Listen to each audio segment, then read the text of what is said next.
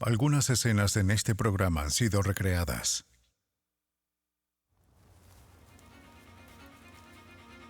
En el condado de Fairfax, Virginia, la policía encuentra un cuerpo descompuesto, pero no hay reportes de haberse cometido algún crimen. En Fort Myers, Florida, un asesino confiesa un crimen espeluznante, pero la policía no puede encontrar ningún cuerpo. Un asesino en serie podría salir en libertad, a menos que la policía encuentre la evidencia para ponerlo tras las rejas.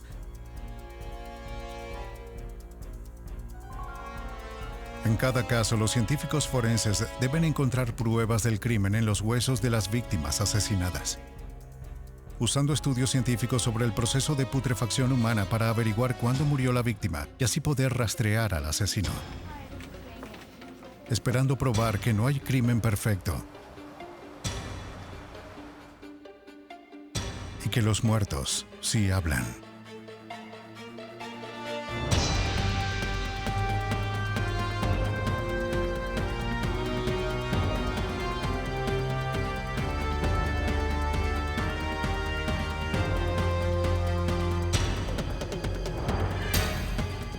Los nuevos detectives. Los muertos sí hablan.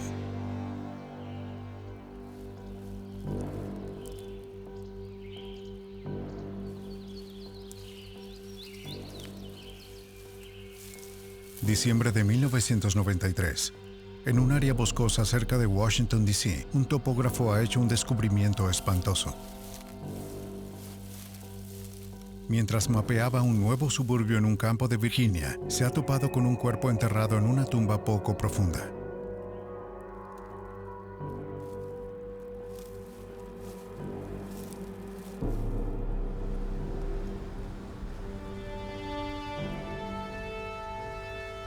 Los oficiales del Departamento de Policía del Condado de Fairfax llegan al área aislada donde se encontró el cadáver. El primer detective de homicidios en la escena es el detective Jerry Farrell. Oficial Gregory, ¿cómo está? Bastante bien. ¿Qué tenemos aquí? Justo por aquí hay un cráneo humano. Muy bien, vamos a verlo.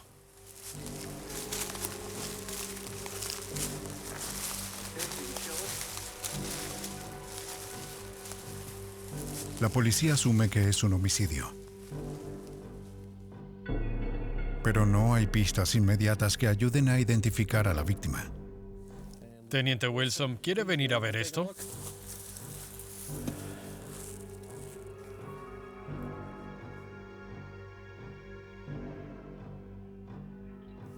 Lo que vas a necesitar es comenzar a trazar el área. Asegura esta área de aquí y luego necesitaremos un perímetro de al menos 15 metros alrededor de esta. Sí, señor. El equipo de investigadores debe realizar la búsqueda en un área muy grande. Los animales carroñeros han dispersado partes del cuerpo. La policía documenta meticulosamente la posición del cuerpo con fotografías, bocetos y notas.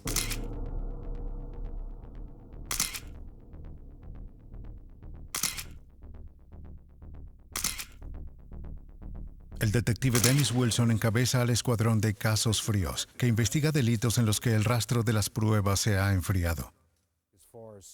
En tales casos, cada pista, cada pieza de evidencia, no importa cuán pequeña sea, puede ser la clave para resolver el crimen. ¿Cuántas muestras crees que vamos a necesitar y con la posición del cuerpo es...? Por partes de la ropa y el cabello, los detectives Wilson y Farrell están bastante seguros de que la víctima es una mujer. Como la descomposición a menudo deja residuos grasos, los oficiales toman muestras de suelo cerca del cuerpo. El análisis químico podría ayudar a determinar cuándo fue enterrada la víctima. Bueno, solo tenemos una oportunidad en la escena del crimen y tienes que hacerlo bien la primera vez. Así que te tomas el tiempo, no hay prisa. El cuerpo obviamente ha estado allí algún tiempo. Vamos a tratar de reunir toda la evidencia que podamos y asegurarnos de que no nos perdemos nada, o simplemente tal vez una pequeña pista aquí que conduzca a su identidad o la identidad del asesino. Debido a que el cuerpo está tan descompuesto, los detectives hacen una llamada a Washington, D.C. El Dr. Douglas Osley, del Instituto Smithsoniano, es un antropólogo cuya especialidad es la identificación de restos humanos.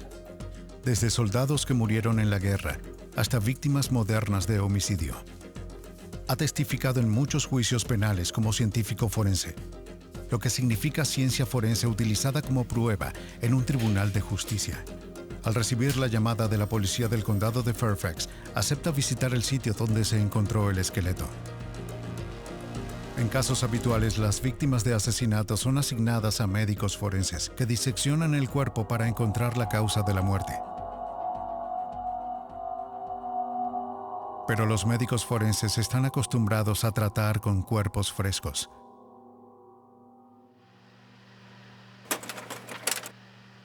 Aquí solo quedan huesos para contar la historia, por lo que se requiere las habilidades especiales del antropólogo. Se requiere 3 días de excavación cuidadosa para extraer el cuerpo.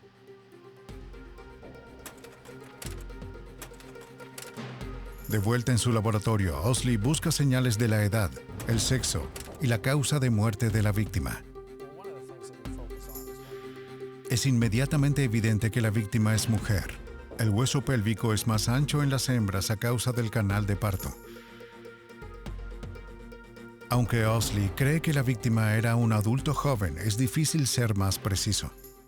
Ella no muestra ningún signo de artritis. No artritis grave. Si mira su columna vertebral, solo hay cambios menores, sin desarrollo de artritis.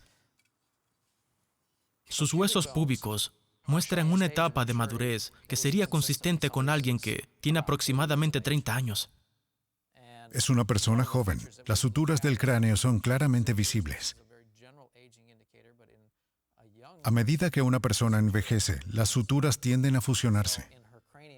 En el cráneo de la víctima, las suturas comienzan a desaparecer, lo que confirma que la víctima era un adulto joven. De solo 5 pies y 1 pulgada de alto, había sido apuñalada repetidamente. La hoja del cuchillo dejó marcas en la clavícula, las costillas y las vértebras. Al observar el patrón de cortes en el hueso, se puede decir que la persona estuvo detrás de ella al menos un tiempo. Ella tiene heridas de cuchillo que penetraron en la espalda, en la línea media. El corte que está en la clavícula, hay muchas posiciones diferentes que podrían explicar eso, pero una sería el atacante estando detrás de ella. Darle un nombre al cuerpo no será fácil. Para arrojar más luz sobre este misterioso caso, la policía debe determinar la identidad de la víctima.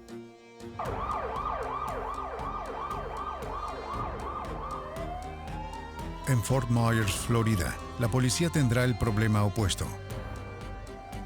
Un crimen sin cuerpo.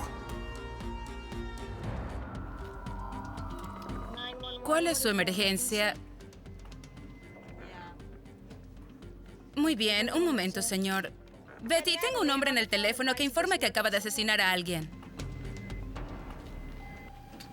En un centro de comunicaciones de la policía en Fort Myers, Florida, una llamada al 911 conducirá al descubrimiento de un crimen espeluznante que data de 1989. 911, ¿cuál es su emergencia? Quisiera reportar un homicidio en Piney Road. ¿Homicidio? ¿Dónde ocurrió? Solo llamo porque debo confesar lo que hice.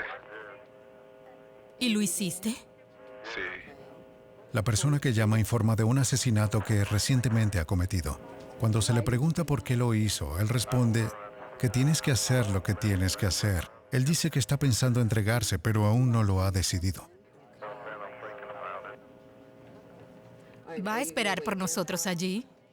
El rastreo de la llamada al 911 se ubica en una cabina telefónica del centro comercial. La operadora trata de mantener al asesino en la línea, mientras envía un mensaje a las unidades policiales de la zona. Condado de Lee 211, posible 65 en el centro comercial de Coral Gate. Orange Grove en Pondela. Orange Grove en Pondela. El oficial Paul Ross monitorea la llamada y no encuentra a nadie en la cabina telefónica del centro comercial donde se origina la misma. Pero a menos de 1 milla del centro comercial ha descubierto a un posible sospechoso. El sospechoso había estado caminando apresuradamente a un lado de la carretera, alejándose del centro comercial. El sospechoso, cuyo nombre es Paul Klein, admite rápidamente que hizo el llamado al 911 confesando el asesinato. Se le informa de sus derechos y se le toma en custodia.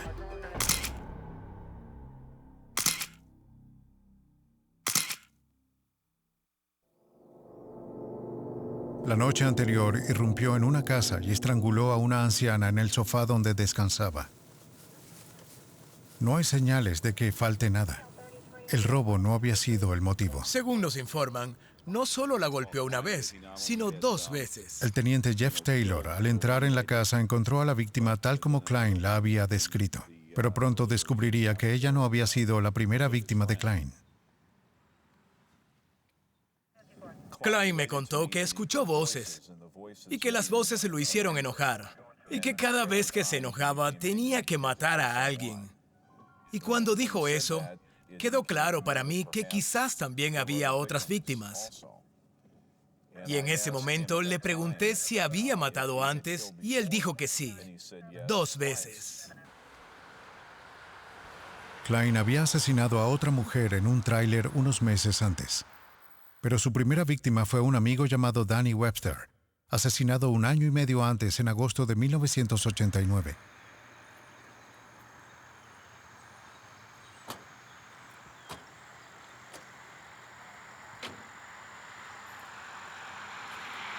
Atrayendo a Webster a un campo para buscar latas de aluminio, Klein lo había golpeado hasta la muerte con un tubo de plomo. Una unidad de búsqueda de la escena del crimen recorre el área donde supuestamente ocurrió el asesinato. Oigan, creo que tengo algo por aquí. ¿Ah, sí? ¿Qué es? Acérquense. Parece una bota. Tiene tiempo aquí. Teníamos información que creíamos en el momento en que se cometió el delito. El acto de homicidio se cometió originalmente en este campo, entonces hicimos una búsqueda en cuadrícula de todo el campo y localizamos este zapato. Es pronto para saber si realmente pertenece a la víctima, pero creemos que hay una buena posibilidad de que lo sea. Si una vez que encontramos el zapato, tenemos que tratarlo como una evidencia.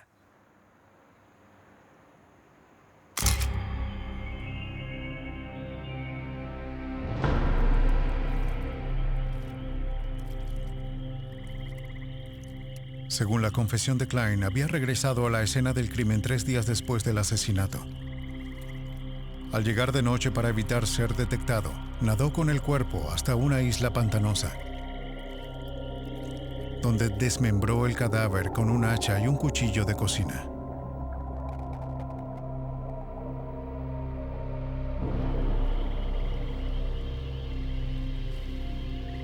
Después de deshacerse del cuerpo de Webster tan cuidadosamente y de salirse con la suya durante 1 año y medio, ahora decide confesar.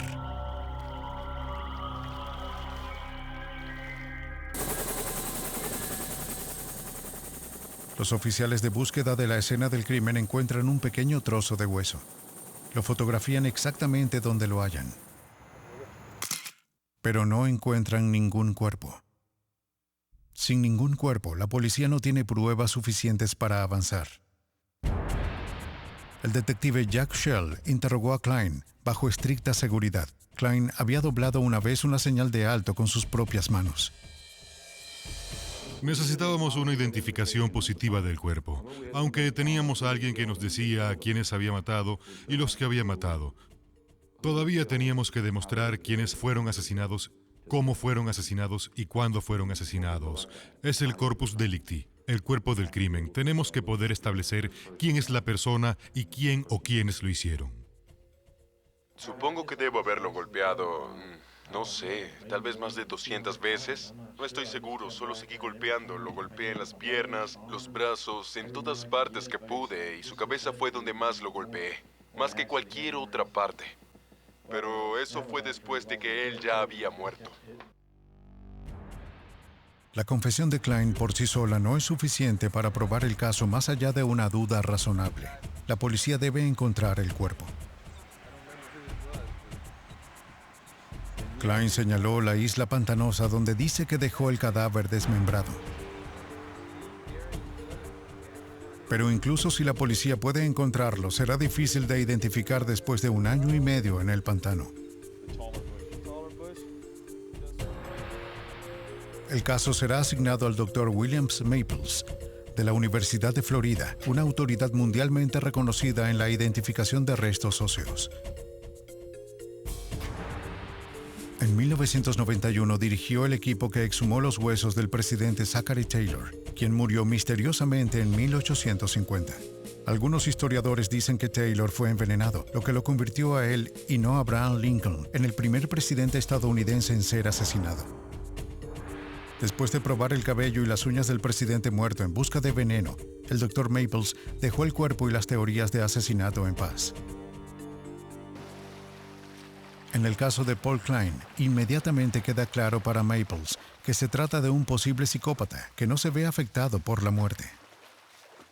Los cuerpos en Florida tienden a hincharse muy rápidamente. Florida es conocida por su sol y buen clima, especialmente en el área de Fort Myers, donde tuvo lugar el hecho.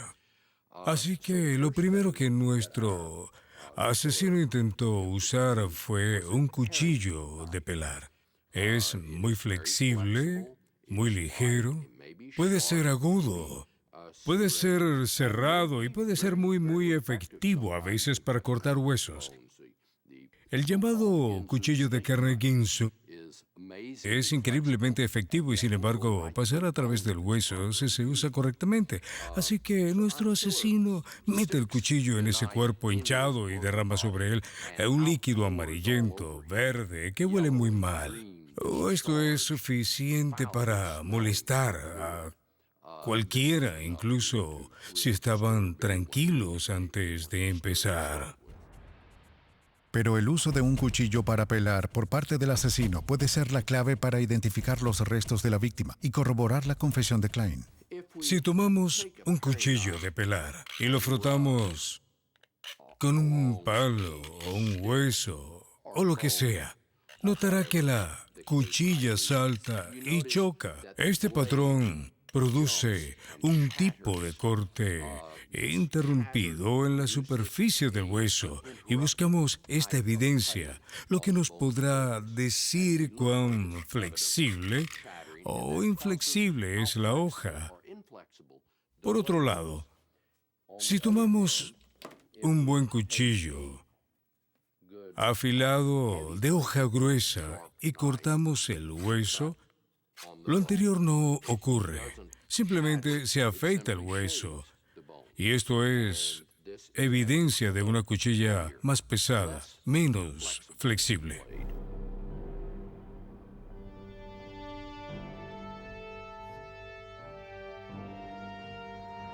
Los oficiales de búsqueda de la escena del crimen llegan a la isla donde Klein dejó el cuerpo desmembrado.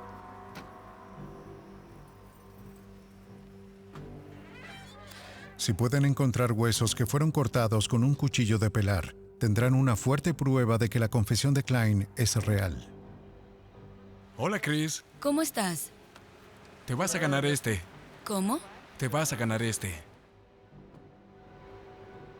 Klein debió acompañar a los oficiales. Pero en el bote que se dirigía a la isla estaba demasiado emocionado ante la expectativa de ver los restos de su víctima. Por su propia seguridad, los oficiales decidieron realizar la búsqueda sin su ayuda. Es una misión seria, porque a diferencia de sus otros crímenes, el asesinato de Danny Webster fue lo suficientemente cruel como para enviar a Klein a la silla eléctrica en Florida, o sino demostrar que es un psicópata peligroso que debe estar encerrado por tiempo indefinido. Parecía una persona normal. No notabas ningún problema psicológico ni nada. Pero cuanto más avanzaba, más me di cuenta de que me estaba diciendo la verdad. Entonces estoy empezando a pensar, ya sabes, que estos hechos sangrientos que estaba relatando realmente sucedieron. Klein tenía un apodo que no le gustaba.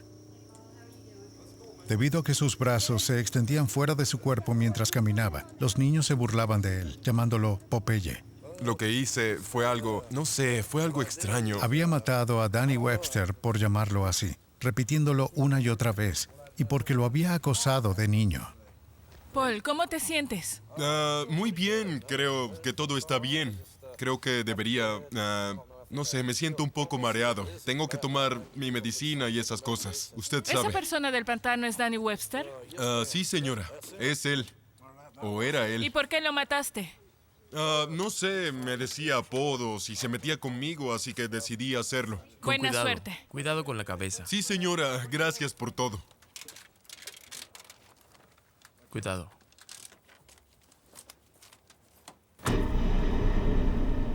La isla donde Klein dejó el cuerpo está parcialmente sumergida y sujeta a cambios de marea.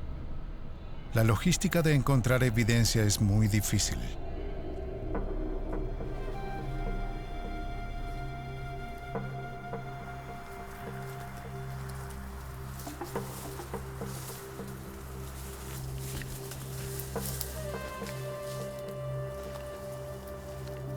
Finalmente, se encuentran más huesos.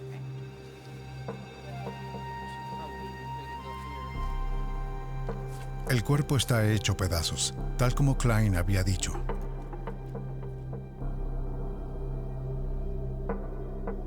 Le pregunté cómo desmembraste este cuerpo. Creo que su respuesta fue como siempre lo hago. Le quité la pierna izquierda, la cabeza, el brazo derecho, la pierna derecha, en un movimiento circular así. Y había usado un hacha.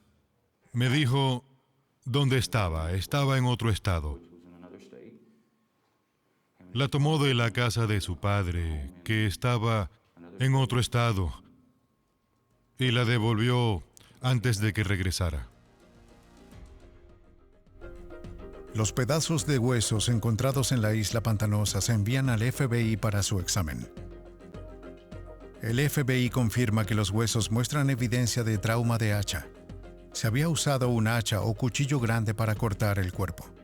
Pero de acuerdo con su angustiosa confesión, Klein había reservado un tratamiento especial para la cabeza de la víctima.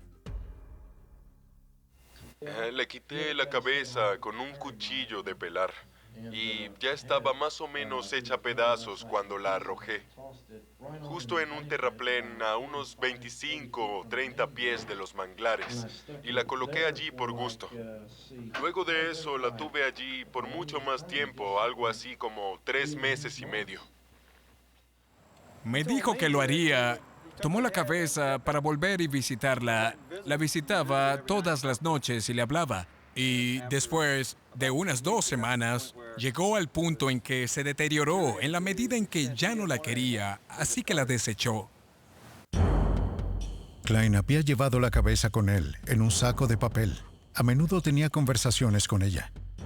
Al ver un auto de la policía en una ocasión, entró en pánico y arrojó la cabeza a un canal, pero no podía recordar dónde. Un equipo de buceo de la policía registra el área donde Klein pudo haber descartado el cráneo de Danny Webster.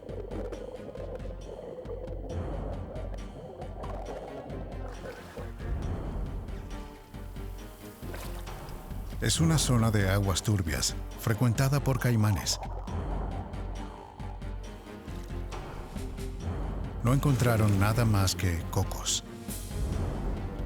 A menos que se encuentre la cabeza, puede ser imposible identificar los restos como los de Danny Webster. Aquí, como en los suburbios de Virginia, la policía debe asociarse con la ciencia para llevar a un asesino ante la justicia.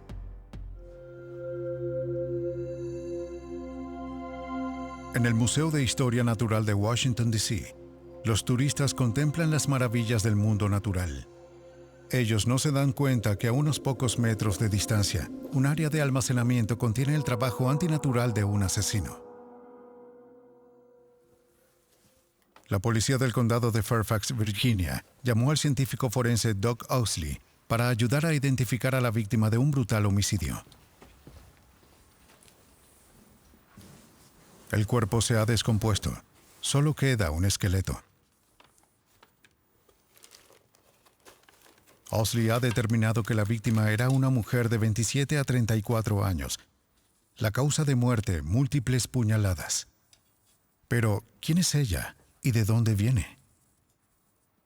Cuando trabajas en casos policiales y trabajas en problemas de identificación humana, a menudo Cuando los restos vienen al laboratorio, cuando estás en el proceso, la identificación sigue rápidamente. Hay alguien desaparecido. Hay registros que se pueden obtener, registros dentales o registros médicos con los que se puede comparar y puedes identificar a esa persona en un periodo de tiempo corto. Pero la policía del condado de Fairfax no ha encontrado conexión inmediata con alguna persona desaparecida. Owsley necesitará cada prueba que pueda encontrar para producir una historia de vida de la víctima, para que coincida, con suerte, con alguien que desapareció hasta hace 6 años antes. Los efectos personales encontrados con la víctima son mínimos. Un broche para el cabello barato, un peine de cabello. Sus jeans se habían podrido. Su ropa interior sintética se conservó. Las sandalias ligeras indican que el crimen fue cometido en clima cálido.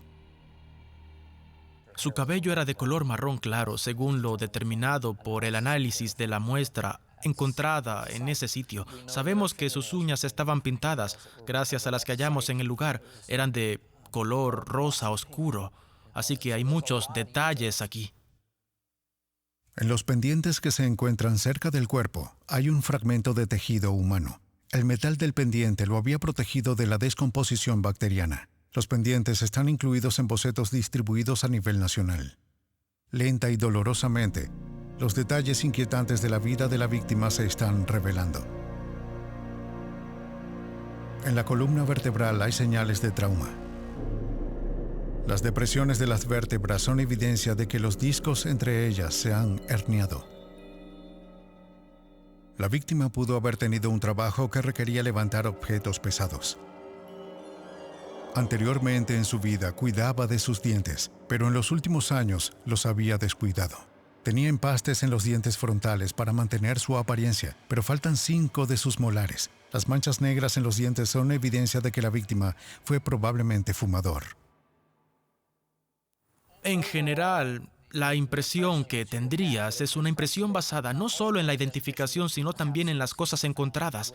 Sugeriría que era una persona que no tenía mucho dinero, de recursos financieros bastante limitados.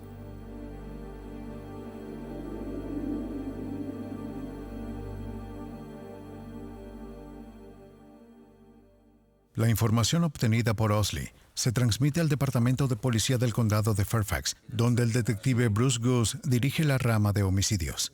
Bueno, en nuestra jurisdicción, muchos de los asesinatos son cometidos por personas que conocen a sus víctimas. En un caso normal, una vez que se conoce a la víctima, la policía hablará con los vecinos y familiares sobre el estilo de vida de la víctima, quiénes eran sus amigos y sus enemigos. Una cadena de evidencias a menudo conducirá a encontrar al culpable. En este caso no conocemos la identidad, por lo que es difícil ir mucho más lejos hasta que sepamos quién es.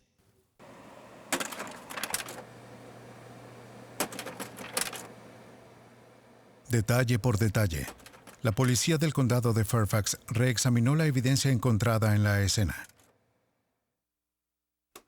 Bocetos de la posible apariencia de la víctima se distribuyen a las policías de todo el país, junto con otros detalles del caso. A pesar de que este caso tiene 2 años, todavía busco activamente. Recibo muchas consultas, aproximadamente 2 o 3 por mes. Hace poco recibí una de Filadelfia, Nueva York y Ohio. A pesar de los continuos esfuerzos de la policía del condado de Fairfax, no hay coincidencia entre la víctima del asesinato con alguna persona desaparecida. Para facilitar la búsqueda de la identidad de la víctima, Doug Owsley proporciona datos para un segundo boceto compuesto, utilizando un programa de computadora del FBI. Cuando observas un cráneo y tratas de evaluar cómo se veía este individuo, su forma y aspecto básico será definido por el cráneo. En relación con eso, entonces ya tomas en consideración la ropa que se encuentra, por ejemplo, ya que la ropa te ayuda a tener una idea del tamaño, el peso de la persona, por ejemplo.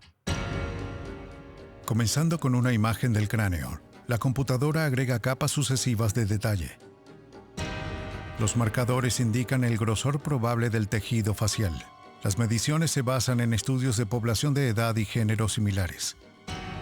El cabello encontrado en la escena, junto con la pinza de plástico y el peine, sugieren un posible peinado. La víctima tenía un hueco en los dientes frontales y un relleno cosmético. Dado que estas características habrían sido visibles en la vida, la víctima se muestra sonriente en la ilustración final. Pero a pesar de las molestias tomadas para crear una imagen realista, todavía no hay una respuesta cuando la imagen se publica en todo el país. Parte del problema, la policía todavía no está segura de cuándo ocurrió el asesinato. Cuando se hallaron en 1993, los huesos estaban secos. La carne hacía mucho tiempo que se había podrido. Tendrías que decir que pasaría al menos 1 año y medio antes de que sucediera. Pero en realidad creo que podría extenderse más allá en el tiempo. Y así, si tomamos el rango máximo, una de las cosas que se encontraron en un bolsillo es una moneda de 1980. Entonces, mirando el margen de tiempo, en términos de los extremos, podría ser entre 1991 y 1980. El problema de cronologizar las víctimas de asesinato encontradas mucho después de que el crimen haya ocurrido puede tener pronto una respuesta. En una granja de cadáveres en Tennessee se está llevando a cabo un estudio inusual, el uso voluntario de la carne en los huesos de los muertos. En el condado de Fairfax, Virginia, la policía continúa su búsqueda de pistas para identificar a la mujer hallada en los suburbios de Washington. En Fort Myers, Florida, un asesino en serie confeso ha llevado a la policía un cuerpo sin cabeza, apenas identificable como humano. En ambos casos, el trabajo realizado en el Centro de Investigación de Antropología de Tennessee, o TARF, será invaluable. Su director es el Dr. William Bass, un antropólogo forense de la Universidad de Tennessee en Knoxville. Su especialidad es el esqueleto humano.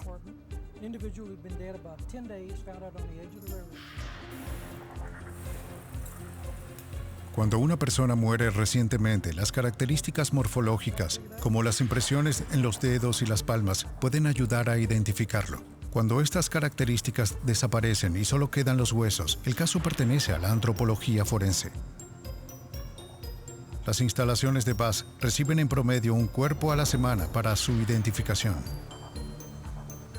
Algunas zonas de Tennessee se han convertido en un vertedero para las víctimas de asesinato.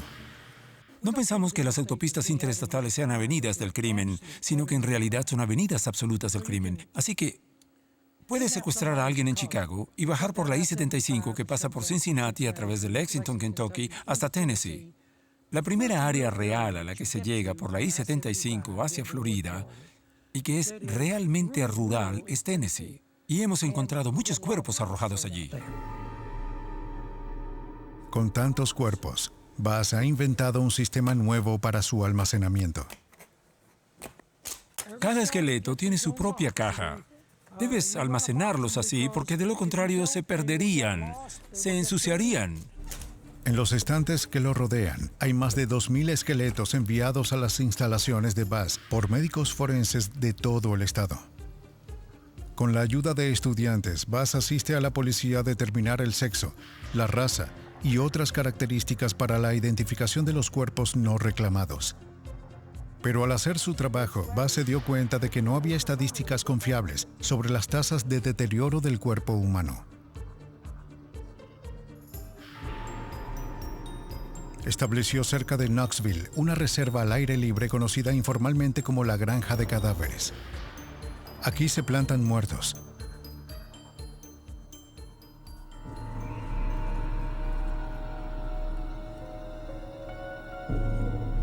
Cuerpos humanos que quedan a la intemperie para descomponerse. Es un experimento que le dirá cómo la descomposición corporal se ve afectada por el clima, el medio y el grado de exposición a los elementos. Este es un cuerpo en el que estamos estudiando los efectos que los desechos de los gusanos dejan en él. Este cuerpo ha estado afuera por 1 año. Los gusanos se han comido su interior, pero han dejado algo de piel para protegerse. A los gusanos no les gusta la luz del sol y lo que hacen es dejar esto como un paraguas para protegerlos. Y así obtienes cuerpos como este que tendrán la cubierta sobre ellos, manteniendo los huesos juntos, aunque no haya órganos internos allí. Los especímenes utilizados para los experimentos de Bass provienen de dos fuentes básicas: aquellos que han donado sus cuerpos a la ciencia y los cuerpos no reclamados enviados a las instalaciones por los médicos forenses. Después de que los cuerpos se han tendido a la intemperie para descomponerse, se devuelven al laboratorio para su análisis. La disección indicará cómo su exposición a los elementos ha afectado su piel, huesos y tejidos. Estas estadísticas ayudarán a los departamentos de policía a determinar el tiempo de fallecimiento de una víctima de homicidio recién descubierta. Para mantener alejados a los intrusos con mórbidas curiosidades, los guardias de seguridad mantienen el cuerpo bajo vigilancia estricta. Bass ha intentado replicar todas las formas comunes en que los asesinos eliminan a sus víctimas. Bueno, tratamos de mantener un entorno lo más honesto posible.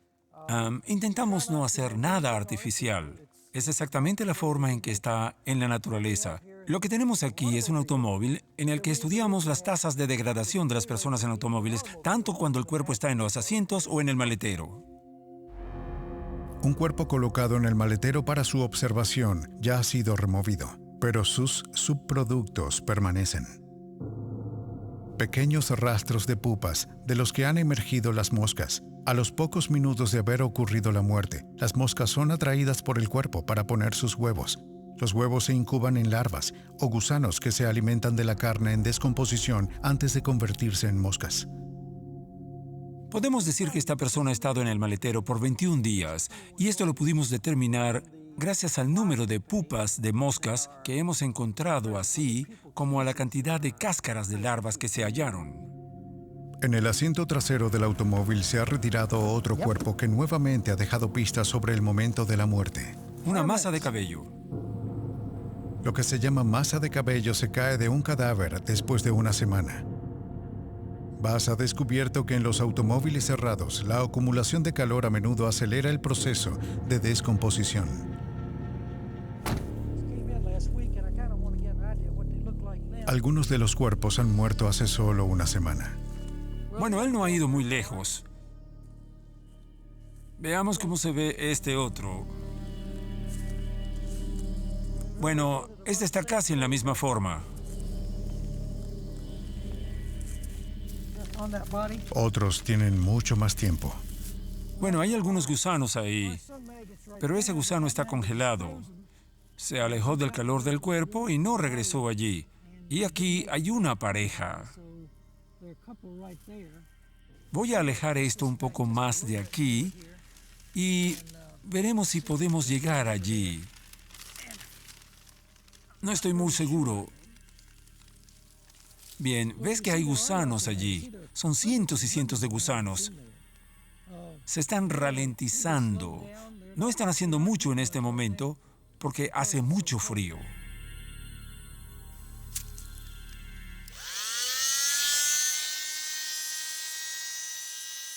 Cada mes, Bass envía muestras de huesos y cabellos al FBI para su análisis.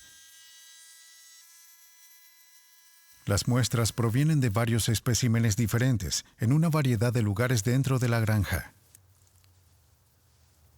El FBI estudiará cómo el tiempo, la exposición a los elementos y el entorno en el que se encuentra un cuerpo puede alterar su ADN. Puedes hacer un análisis de ADN en los gusanos y ellos producirán el mismo ADN que la víctima. Si el individuo ha estado tomando drogas, los gusanos recogerán esas drogas. Esto se puede deducir a partir del análisis del gusano. También los ácidos grasos volátiles, que es esta sustancia pegajosa que ves allí, son los ácidos grasos volátiles que se filtran fuera de los cuerpos. Ahora, hemos podido tomar este material, analizarlo y determinar la duración de estos ácidos desde la muerte hasta 2 años. En otras partes de la instalación, los cuerpos se encuentran en ataúdes sobre el suelo. Los tubos de drenaje permiten realizar la prueba de fluidos y tomar muestras de aire sin abrir la tapa del ataúd.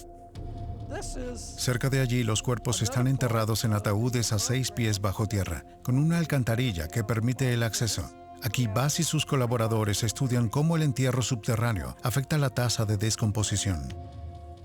Dado que se sabe que los asesinos desmiembran a sus víctimas y los dispersan, se reserva otra área para las partes del cuerpo. No siempre es una ciencia exacta, pero el trabajo del Dr. Bass, el primero en su tipo, ayudará a la policía con las víctimas de asesinato encontradas mucho después del crimen.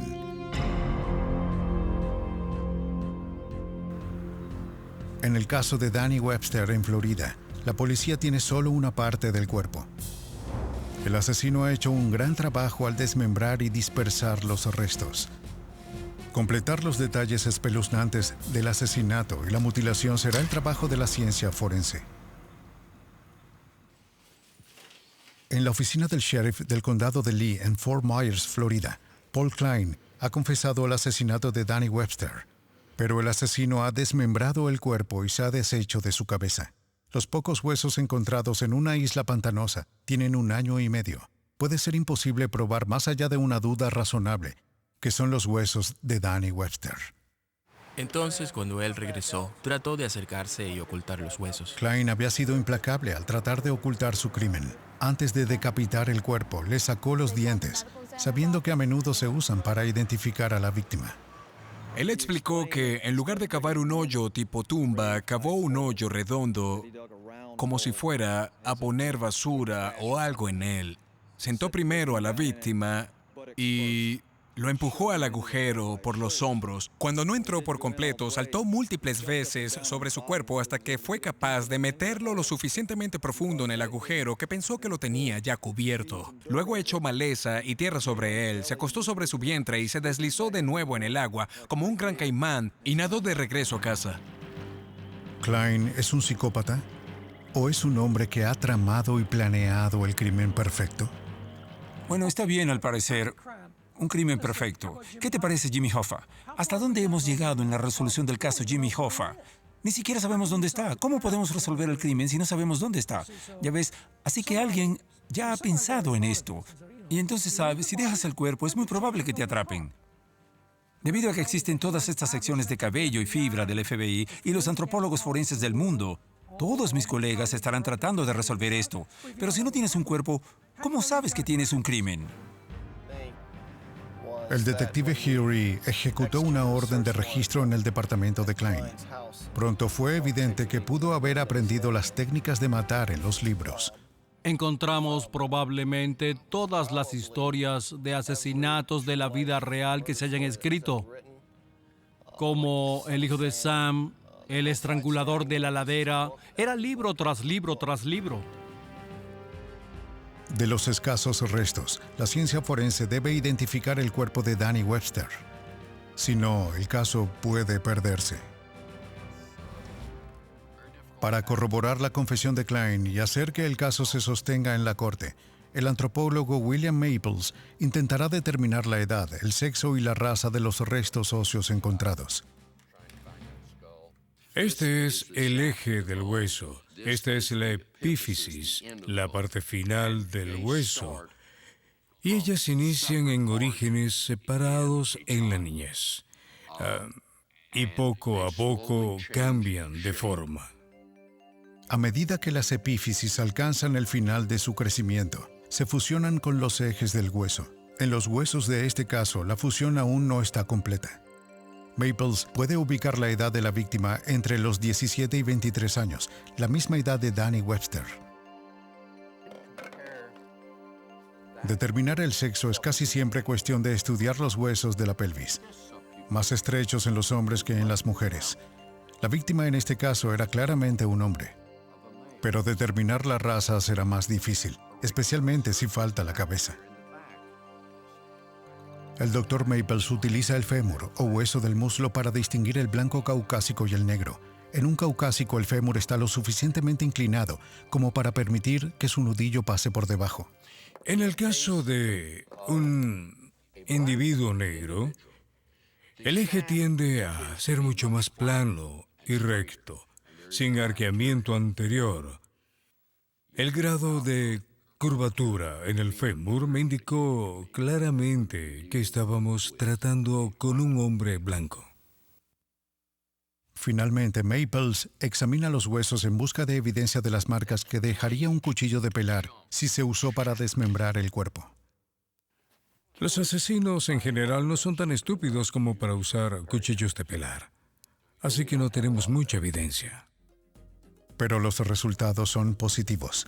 Al final de su examen, Maples tiene una prueba concluyente de que los huesos coinciden con la descripción de Danny Webster.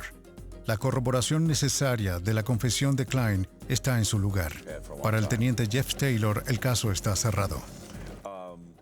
Paul Klein está actualmente en una institución en Chattahoochee, Florida, para personas con enfermedades mentales.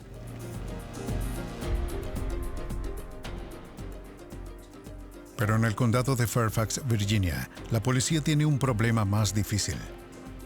Una víctima de asesinato permanece sin identificar. Un asesino puede pasar desapercibido, libre para volver a matar.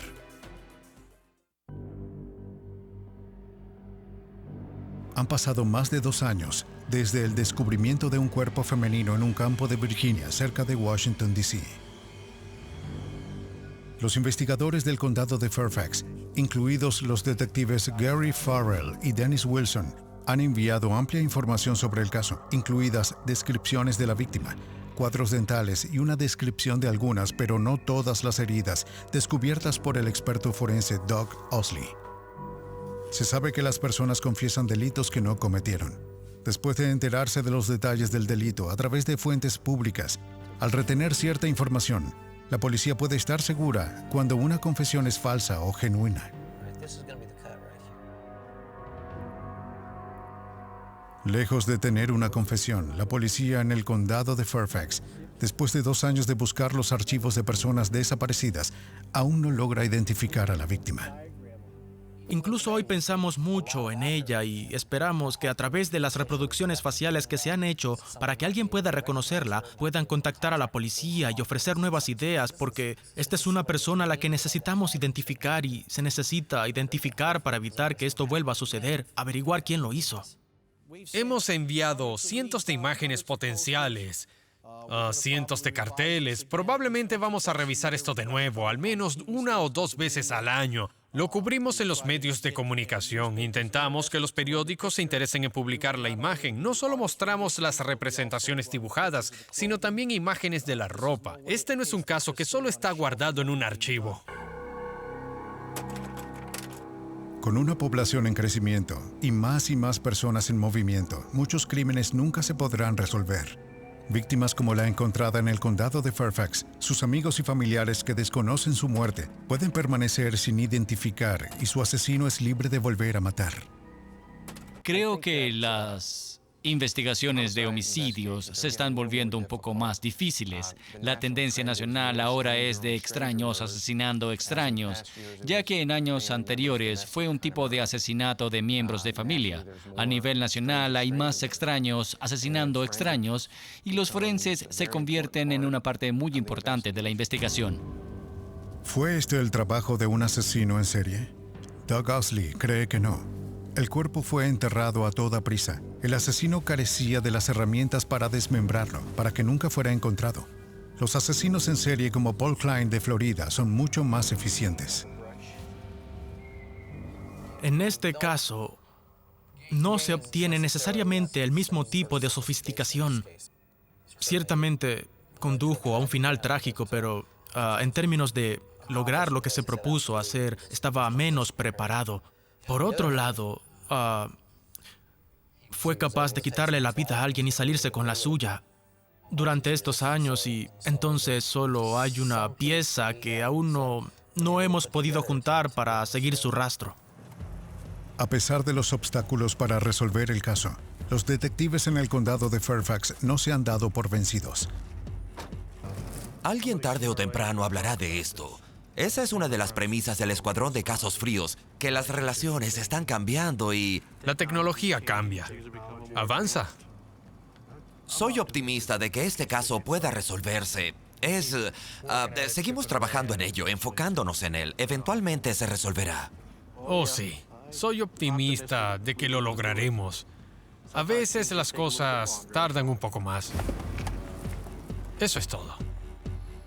William Maples, por ejemplo, cree que pocos asesinos escapan a la detección.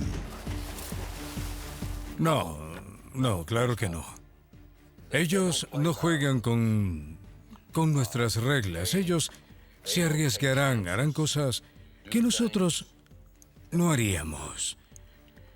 Simplemente no juegan según las reglas y eso nos ayuda, porque eso significa que cometen muchos errores. Y al arriesgarse, invariablemente terminan siendo atrapados. La emoción es un elemento importante en eso, y la emoción significa que se arriesgan. Y Dios quiera, mientras más se arriesguen, más posibilidades tendremos de atraparlos.